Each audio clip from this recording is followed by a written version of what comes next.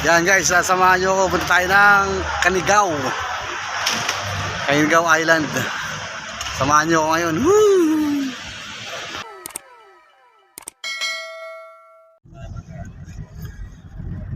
Let's go! A few moments later. Dito na kami. Wala pa. Ito na. Nandiyan sila. Sila yun. Ay. So guys, dito na nga tayo sa Terminal 3. Alas 3. 55 pa yung ano namin, flight papuntang Cebu. Dalawang oras pa kayo maghihintay. 3:28 a.m. Andito na kami. Hi! What's up mga ka-BG? Ayan. Medyo masaya naman yung experience.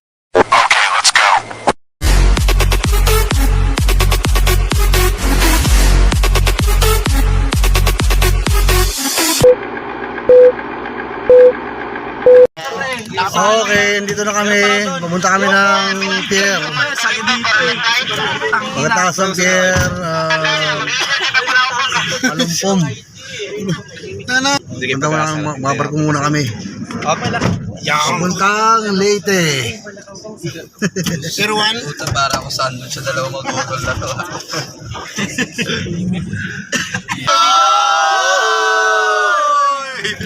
Papunta na kami ng pier.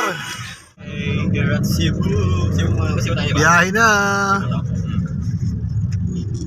Puntang pier Alumpon.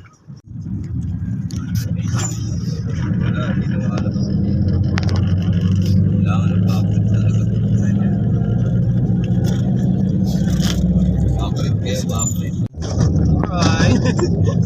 Welcome to Mandawi City. Mandawi. Yo, what's up? Welcome to Mandawi.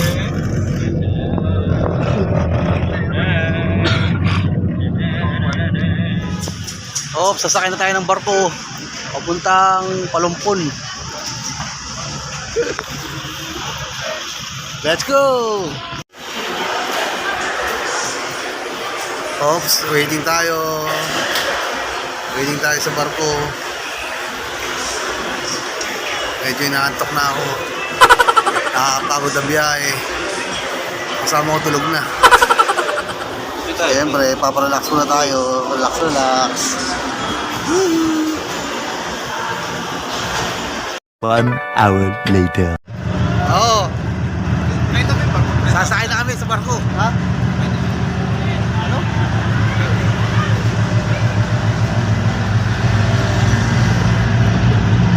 See you, Palumpong.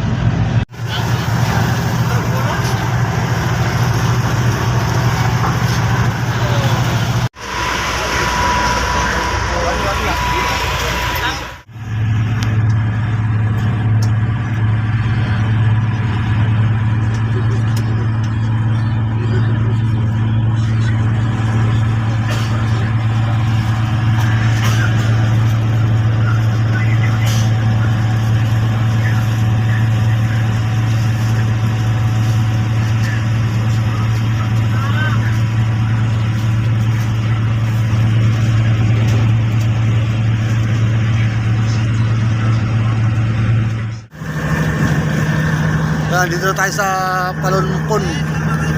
Matapos ang 4 na oras sa biyahe mula Cebu Port, Pier 1. Dito tayo ngayon.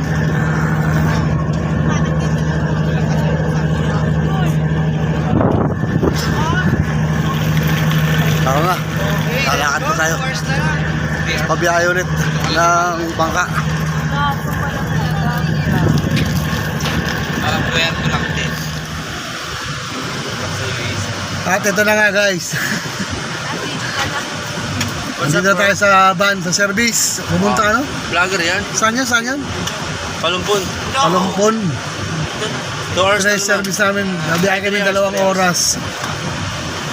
Pagkatapos ng barko, biyahe naman. Tapos, babangka ulit.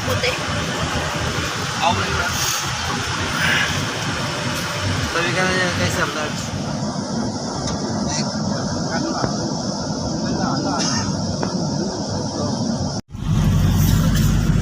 Oops, 3 oras na biyahe. Galing barko, biyahe naman.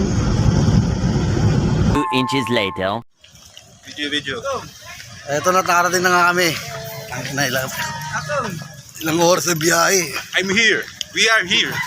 You know? Ilang oras ang biyahe namin. Anong oras na? Anong oras na ba? Alas 5. Alas 5 na. Naabot na kami ng hapon. Na kami dun. Woo! Saan mo musik po? Ito na nga tayo. Oh. Dito ka po sa gitna. Ito na kami, boss. Geng. Tapos, pag biyahe namin, di ba, biyahe namin matagal. Mamaya, pagdating namin sa island, mga 30 minutes na kami ulit. Mag-sleep Sa biyahe over. ulit. Mag-sleep over lang kami. Road trip lang talaga kami. Uy, shit. Woo! Ha? Ay, yun.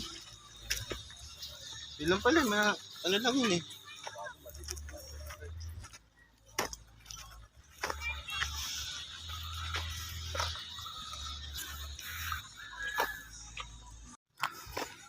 Ulaga.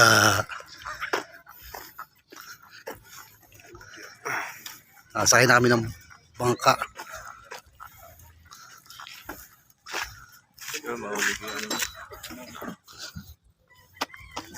Yung jacket mo baka malaglag, putang yan.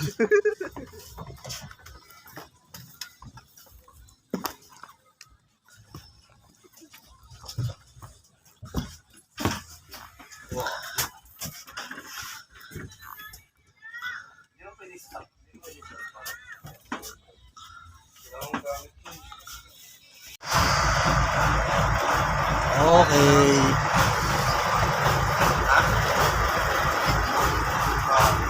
Alis na kami.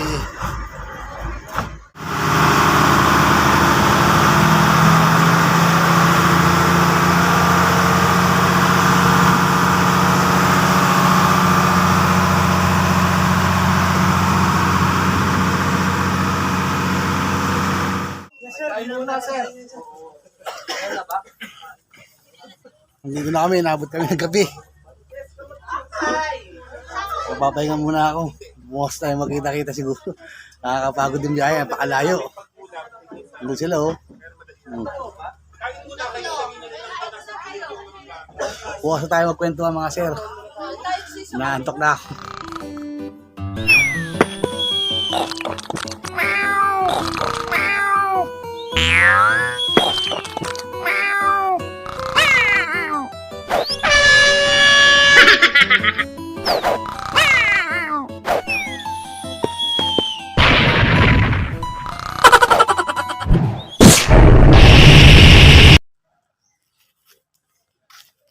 Okay, ito na tayo ulit guys. Good morning sa inyo lahat. Dito tayo ngayon sa Canigao Island. Samahan nyo ako, itutur ko kayo dito. Kasama ko yung partner ko. Ito, tumatawag sa asawa. Nakabok mo. Usala. Kila. Okay, dito tayo ngayon.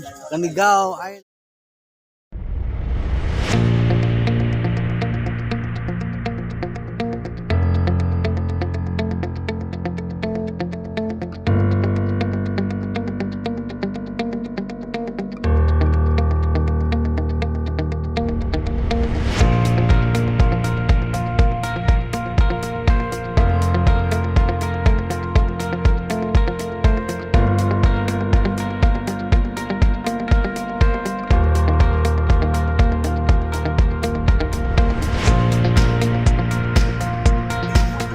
Say hello! Good morning guys! Napakaganda sa lugar na to. Ito guys, white sand siya, white sand. Pero Okay naman. Ito yung mga ulit yung mga kasama na yung unang nagising. Nagba-volleyball na oh. Nagba-volleyball na sila. Maganda rito, white sand, tsaka kayo lang nandito. Ang kagandahan pa rito, may kuryente. Tapos sa Karangaman kami, kaya lang walang kuryente pala doon. Tapos cottage lang, magdadala lang kayo ng tent. Dito may mga cottage na. Affordable pa. Kaka pa, di ba? Woo!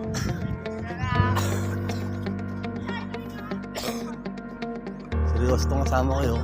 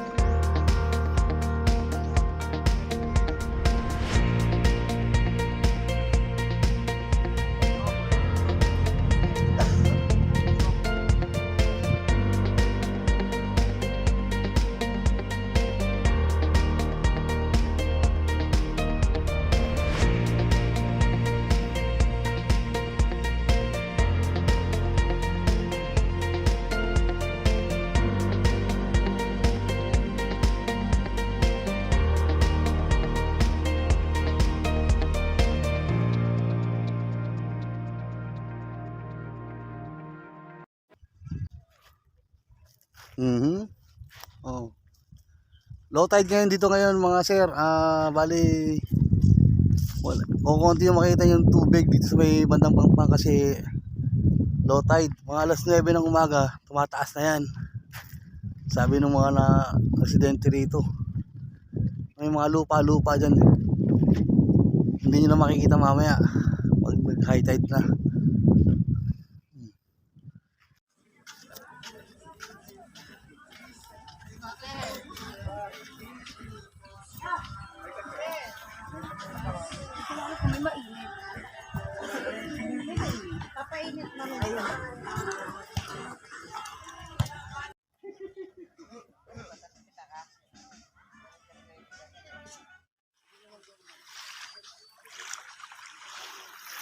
Okay, guys. So pag pupunta kayo rito, affordable naman. Ang cottage natin sa nagpe-presyo ng 1.5 hanggang 2,000 lang. May mga gamit na rin sila rito pag wala kayong mga madadalang kawali, aldero, mesa, upuan. Meron sila rito, upaan nyo lang. Nasa lang yun, 100 po ba? Bali, hanggang dito lang tayo ha. At ako'y magpapahinga at uuwi na kami. Salamat sa panonood. See you sa next vlog natin. Salamat!